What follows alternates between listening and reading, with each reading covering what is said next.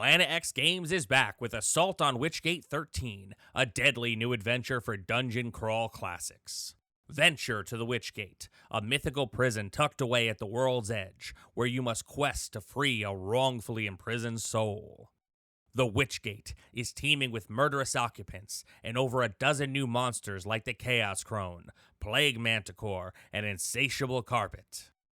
Dangerous areas like the Seditious Sea and Grimmer Vale and other nightmare horrors await those brave, or foolish, enough to face the keepers of the Witchgate.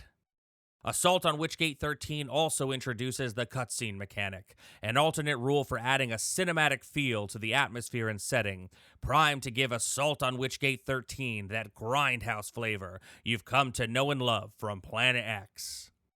Who is the mysterious 13th prisoner? Can your characters navigate the Witchgate's torturous reaches, survive its traps, and unveil its true secret before it claims them? Uncover the mysteries of this perilous journey in Assault on Witchgate 13, only on Kickstarter. This is the Vintage RPG Podcast, your source for the best in classic and contemporary RPGs. With your hosts, Hambone and Stu.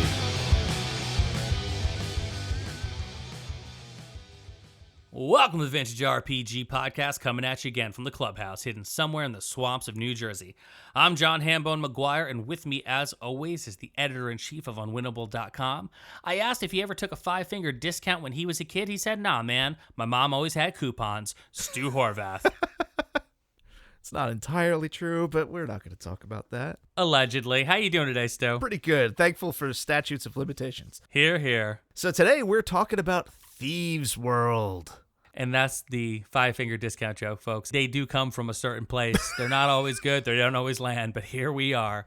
So, Stu, what is Thieves World? So Thieves World is pretty weird and cool and very like late 70s, early 80s. It's a shared fantasy world. Well, city, really. The city is called Sanctuary, and it was created by Robert Lynn Asprin and Lynn Abbey. And basically, Thieves World was a series of short story anthologies all set in Sanctuary, and a whole bunch of different writers contributed and kind of built the world and the characters and wove those stories all together. It's interesting.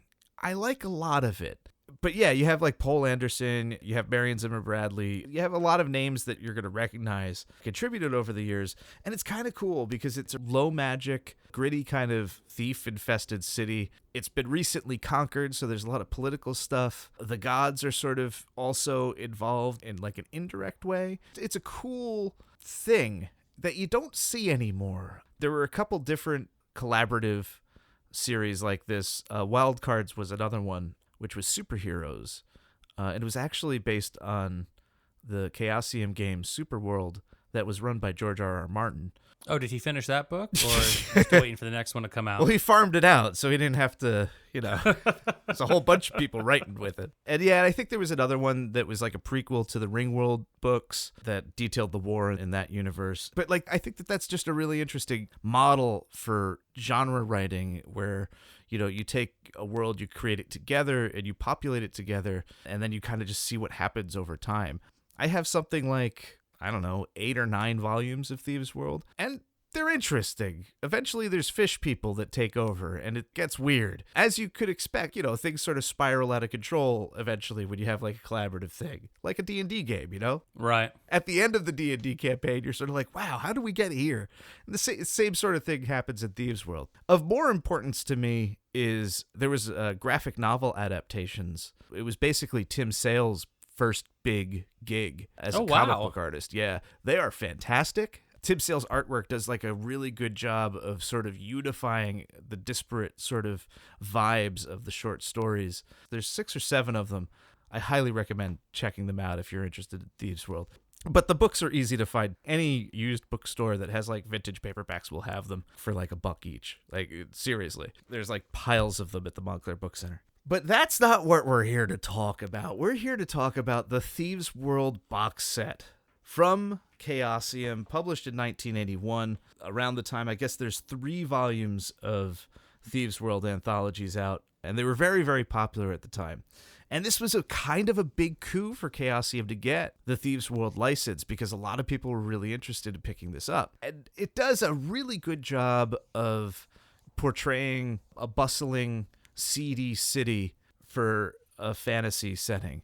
Thieves World isn't a self-contained role-playing game. I don't want to say it's system agnostic, and I'll get to that in a minute, but it's for use in whatever rule system that you want to use. You could drop Sanctuary in and visit and play there. This is a few years before Lankmar comes out, and I think for the time, it's probably, for my money, the best role-playing city as a setting for an adventure. I think they do a couple things that make the world come alive in an interesting way. Most importantly, they have all these charts for random encounters. And they're not random encounters like, oh my god, there's an owlbear. They're random encounters in that, like, they focus on the movement of people through the city. So it's like a merchant or, a bar brawl or, a thief getting arrested. Like, they're things for player characters to witness and intercede on if they want. Basically, like, you're walking down the street and something happens. Oh, so it's like an environmental encounter rather than like a wandering monster. Yeah, I don't really think that there was anything like that up until this point. And that might be because a lot of the people who are designing these games weren't living in, big cities. It reminds me of, wandering around New York City and just stuff is happening constantly all around you that you're mostly not even a spectator to. It's just happening and you're ignoring it because, like, you have to go someplace. Right. Not everybody got pickpocketed in the 80s in New York City. I never got mugged or anything. Nothing terrible has ever happened to me in New York City. Well, there's some things, but, like, no physical violence. Some stuff with poop. And rats.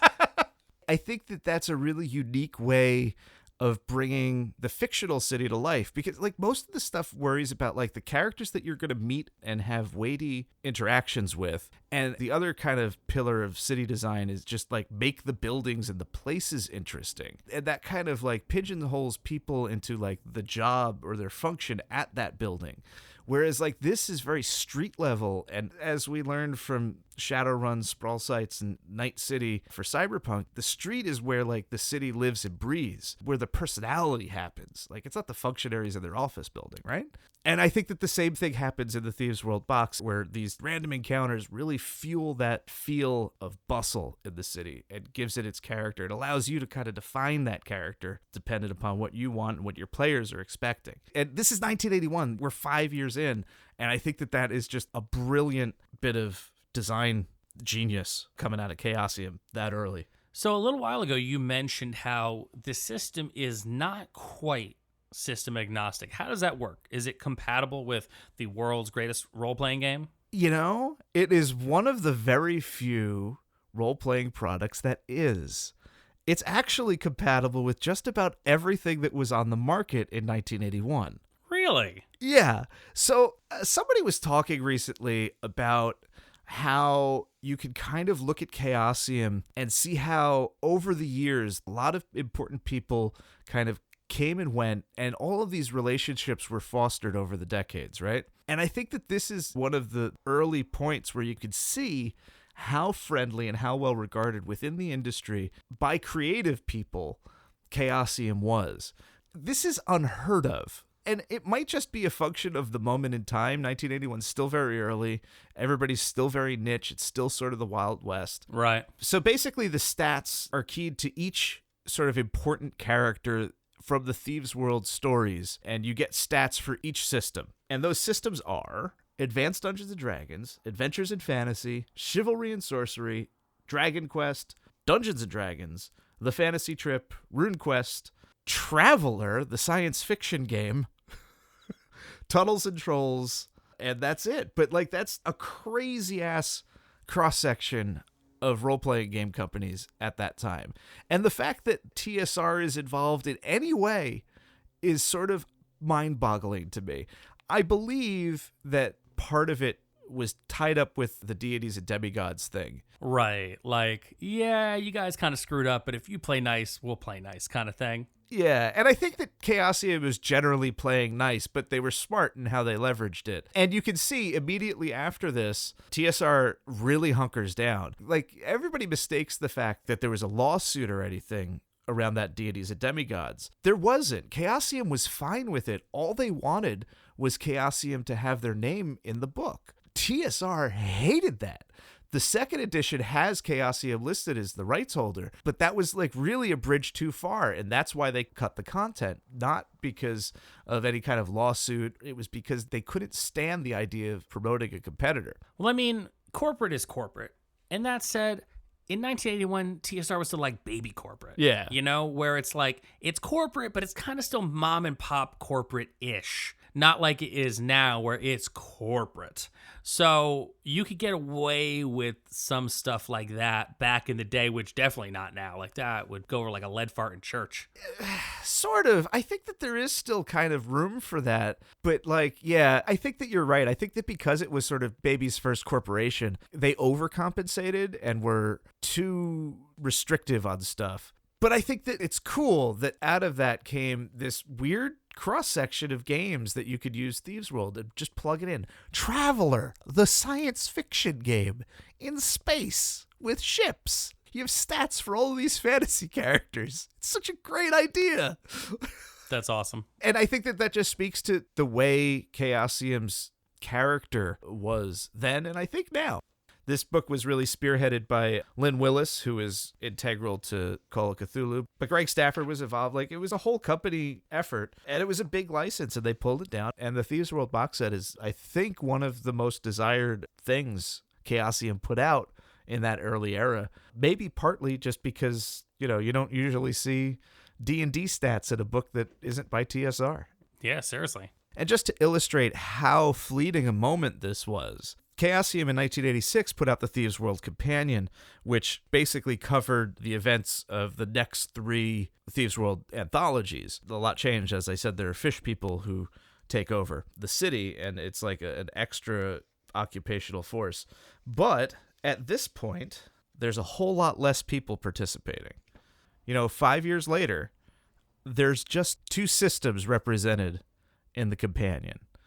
RuneQuest, which is Chaosium's in-house fantasy role-playing game. Obviously.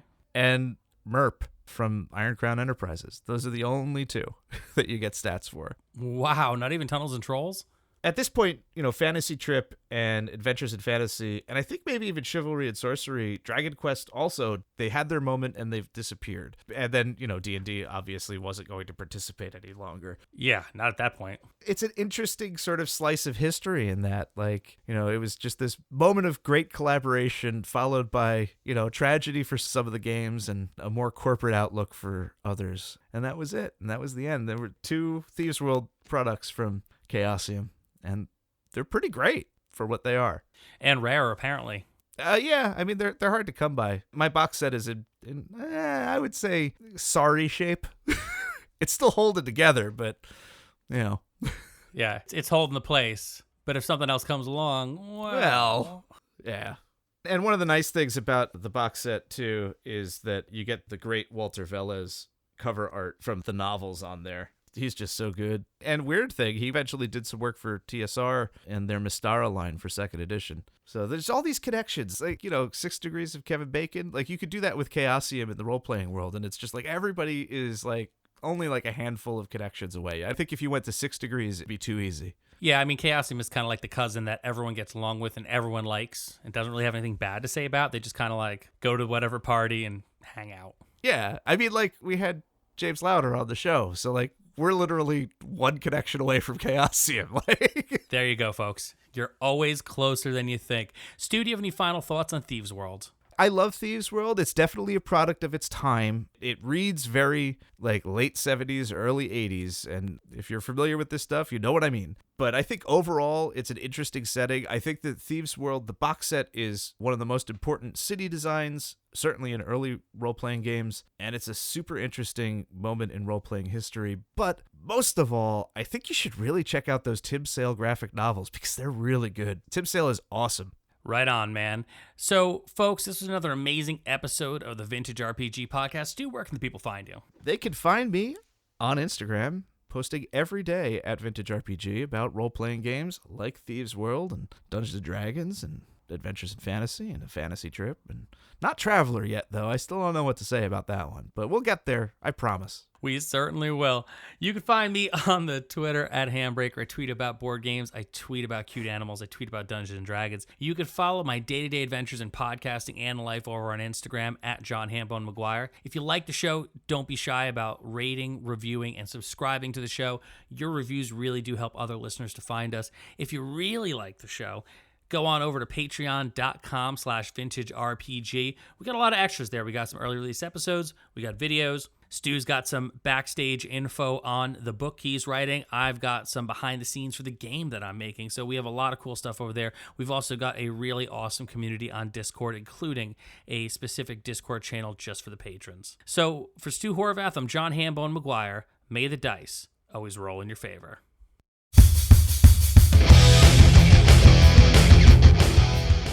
Thanks for listening. Don't forget to like, review, and subscribe to the podcast. Every review helps other listeners to find us. The Vintage RPG Podcast is a Ham-Fisted production. Music by Dega West. Art by Schaefer Brown. If you like the podcast, you should also consider becoming a patron at patreon.com.